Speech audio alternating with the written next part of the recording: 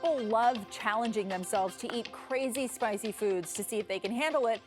But at what point is spicy food so hot it's actually dangerous? The viral one chip challenge trend dares people to eat a tortilla chip that's been described as one of the spiciest in the world. It comes in a coffin-shaped package, which instructs people to wait as long as they can before they drink or eat anything for relief from the burn.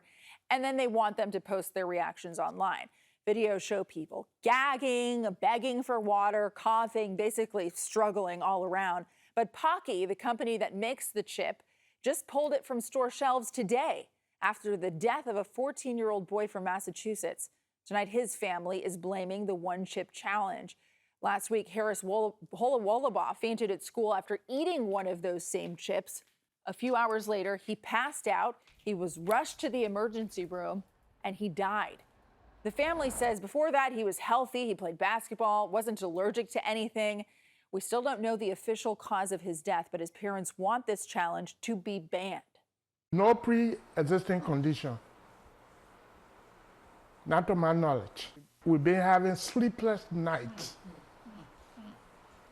especially when I look at him. He's not going to come back anymore. Well, the company put a statement on their website recently saying the challenge is intended for adults only, but they have seen a growing number of teens not listening to those warnings, so they are pulling the chips from store shelves. Just one day before that teen died, a Bay Area sixth grader attempted the challenge and almost ended up in the hospital. His dad told our Andrea Nakano about that close call.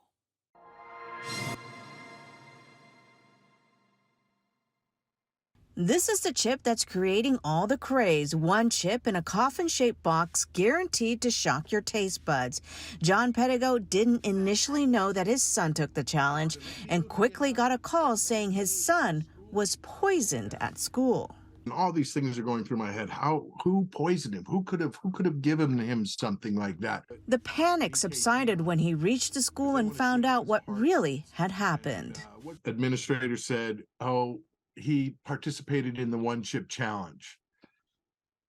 And I was like, you got to be kidding me.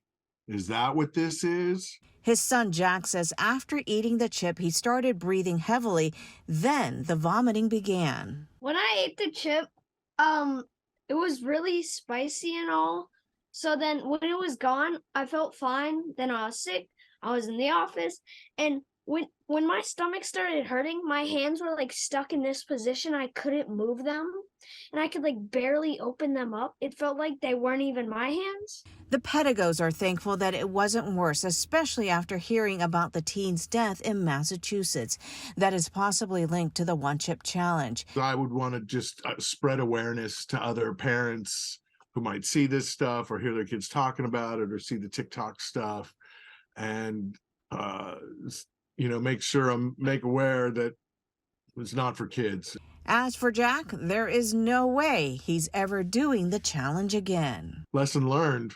I don't need to say anything. The way, what he described happened to him, I don't think he ever wants to do that again. Yeah, and this has been happening in California a lot. 3 high school students in Lodi got sick last year from this, so the school in turn banned the chips. And the Poison Control website has an entire page dedicated to the one chip challenge, asking people to seek help immediately if they get any kind of chest pain or have difficulty breathing after eating one of those chips.